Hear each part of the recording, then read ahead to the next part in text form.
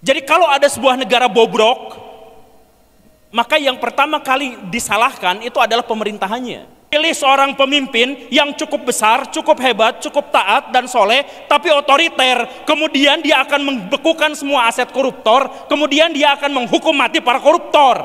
Gimana saya disalahin? Kan saya dipilihnya sama kalian. Kalau mereka gagal masuk ke universitas negeri, itu malunya sampai 7 turunan. Biar nggak malu, biar nggak menanggung malu, mereka kuliah di luar negeri agar aibnya tidak dibincangkan.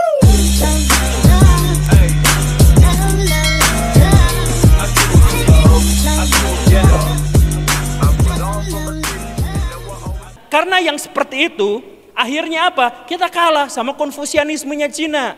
Konfusianisme Cina itu menyebut salah satu doktrin mereka itu, kalau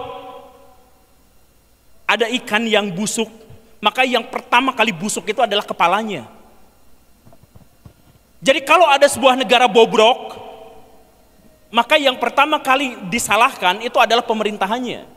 Kenapa? Karena pemerintah itu memiliki otoritas.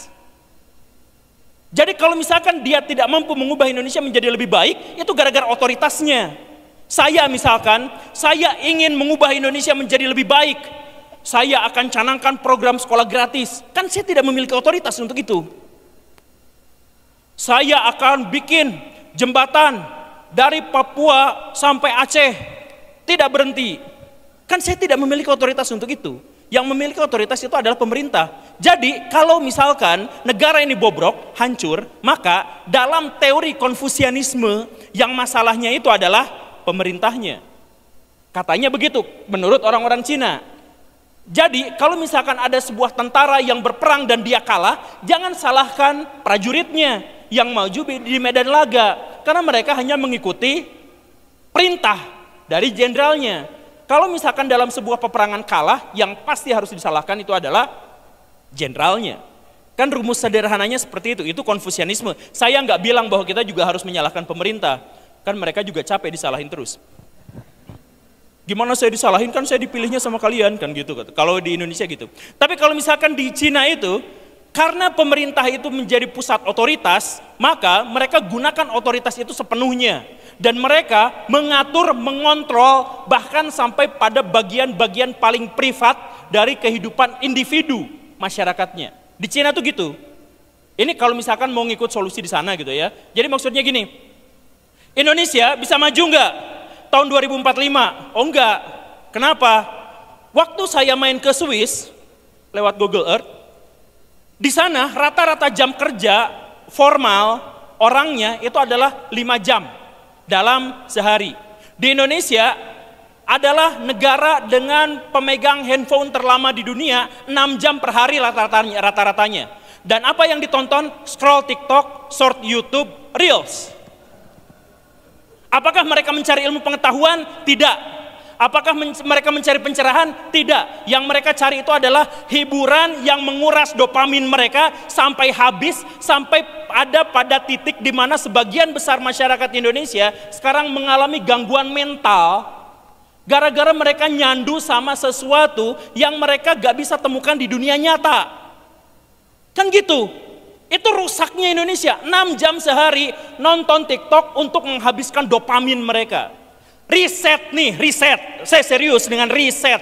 Riset menyebutkan bahwa TikTok membuat candu dan akhirnya merusak otak. Itu hasil riset. Ada 3 jurnal ilmiah yang telah membahas itu. Salah satunya bahkan ditulisnya di Cina. Kalau misalkan seperti itu, ini menurut risetnya begitu, kata Cina, ya udah, saya banner TikTok dari negara saya. Itu kata Cina, kata Xi Jinping. Nanti itu melanggar hak asasi manusia, hak privasi setiap orang. Bodoh amat, gak peduli, karena kami pemilik otoritas, kami bertanggung jawab terhadap negara dan masa depan rakyat. Kami tidak mau ambil resiko atas kerusakan di masa depan. Jadi apa? TikToknya di banned, boleh nonton boleh, tapi hanya 40 menit sehari. Dan 40 menit sehari itu isinya juga sudah disaring, isinya bagus-bagus semua. Soal pendidikan, soal kebudayaan, soal sains. Dan setelah mereka nonton TikTok lebih dari 40 menit, kalau mereka ngotot, maka TikToknya mati sendiri di HP-nya. Karena apa? HP-nya dikontrol sama pemerintah. Dikontrol. Demi apa? Ya demi kebaikan di masa depan. Karena orang-orang Cina berpikir bahwa kalau kami dibiarkan dengan demokratisasi, dibiarkan dengan kebebasan setiap orang melakukan apapun, maka kami tidak akan melakukan apapun. Coba misalkan ini saya cek di sini ya, buat orang-orang yang ada di sini saja. Pernah nggak waktu sekolah di SMA ada sebuah momen di mana guru tidak masuk? Pernah? Dan apa yang dilakukan oleh siswa ketika KM mewartakan bahwa guru nggak masuk? Hore, gitu kan? Artinya apa? Ketika kita diberikan kebebasan, kita nggak melakukan apapun. Karena waktu sudah hore seneng kayak gitu, 2 jam pelajaran nggak ngapa-ngapain kan? Apakah berkarya? Membuat sesuatu yang bermanfaat? Tidak.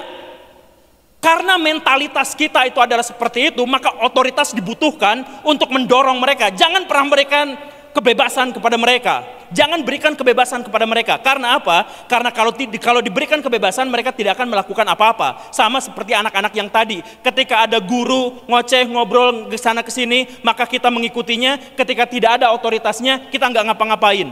Ketika kita sekolah, kita mendambakan libur. Setelah dikasih libur seminggu, 2 minggu, 3 minggu, kita nggak ngapa-ngapain. Bener kan? Pas libur panjang, Idul Fitri, libur panjang, kenaikan kelas, kebanyakan di antara kita tidak tahu apa yang harus kita lakukan. Kalau misalkan ada orang-orang yang seperti itu dalam pikiran Konfusianisme, apakah mereka layak diberikan kebebasan? Tidak. Mereka wajib didorong untuk melakukan sesuatu yang produktif. Cina melakukan hal yang seperti itu. Jadi akhirnya apa? Mereka semua dipaksa untuk menjadi produktif. Mereka membuat ini dan itu. Mereka membuat dari mainan terkecil yang harganya 500 perak, yang dijual di warung-warung itu lihat cek masih ada tulisan made in China. Sampai salah satu mesin terbesar di dunia, yang mesin bor itu, yang ngebor gunung kemarin untuk bikin kereta cepat itu semuanya buatan Cina. Mereka bikin semua. Kenapa? 1,4 miliar manusia yang ada di sana dipaksa untuk menjadi produktif. Dan akhirnya apa? Sekarang ekonomi mereka enak, sejahtera. Mereka baca buku apa aja bebas, mereka kuliah di mana aja bebas. Saya pas di sana itu menemukan sesuatu yang unik. Ketika di Indonesia, sekolah yang luar biasa itu sekolah internasional. Kuliah yang luar biasa itu kuliah di luar negeri. Di Cina kuliah di luar negeri itu memalukan. Rumusnya orang Cina itu adalah kalau mereka gagal masuk ke universitas negeri, itu malunya sampai 7 turunan. Biar nggak malu, biar nggak menanggung malu, mereka kuliah di luar negeri agar aibnya tidak dibincangkan. Jadi mereka kuliah di luar negeri itu, di Amerika Serikat, di Eropa, adalah untuk menutup malu. Karena apa? Karena sebenarnya universitas mereka juga bagus. Nah, di Indonesia kan nggak seperti itu. Karena apa? Karena kuliah pun anak-anak di Indonesia itu bahkan tidak tahu kenapa saya harus kuliah jurusan ini. Ada nggak mahasiswa yang ketika misalkan mau kuliah, dia tahu apa yang harus ditanyakan pada dosennya, apa yang harus didiskusikan dengan dosennya? Kebanyakan tidak. Kebanyakan karena saya jadwalnya jam segini, ya udah saya datang ke situ. Bahkan ketika saya tidak tahu apa yang harus saya lakukan, pokoknya saya ikut saja. Nah, ketika orang-orang tidak memiliki tidak didorong oleh otoritas, ya akhirnya dia seperti itu. Kalau mau ala Cina, bisa 15 tahun kita berubah menjadi negara hebat. Kita nggak usah nungguin 2045, kita nggak usah nungguin seperti itu. Kita cukup lakukan, pilih seorang pemimpin yang cukup besar, cukup hebat, cukup taat dan soleh, tapi otoriter. Kemudian dia akan membekukan semua aset koruptor, kemudian dia akan menghukum mati para koruptor. Kita cukup orang-orang yang seperti itu. Kalau sudah seperti itu, 15 tahun kemudian gak usah nunggu 2045. Kita akan menjadi negara yang merayakan kemerdekaan sebagai hari raya emas. Belum selesai. Tapi kalau misalkan kita tidak bisa menjadi seperti itu, lalu apa yang kita lakukan? Kita terhambat oleh hak asasi manusia, nanti kalau misalkan ini kita terhambat sama, nanti kita berantem sama Hotman Paris Hutapea dalam kasus hukum yang begini dan begitu, nanti kita harus disandra sama polisi yang tidak ngerti SOP dan lain sebagainya. Atau gimana, apa yang harus kita lakukan kalau memang negaranya dalam konteks seperti ini? Sekali lagi, saya tidak mendorong orang untuk ngikutin apa yang dilakukan Cina, karena setiap negara tentu saja memiliki masalah sendiri dan solusi sendiri. Tapi kalaupun memang harus ditanyakan, salah satu cara yang paling mungkin adalah ubah mindset per orang.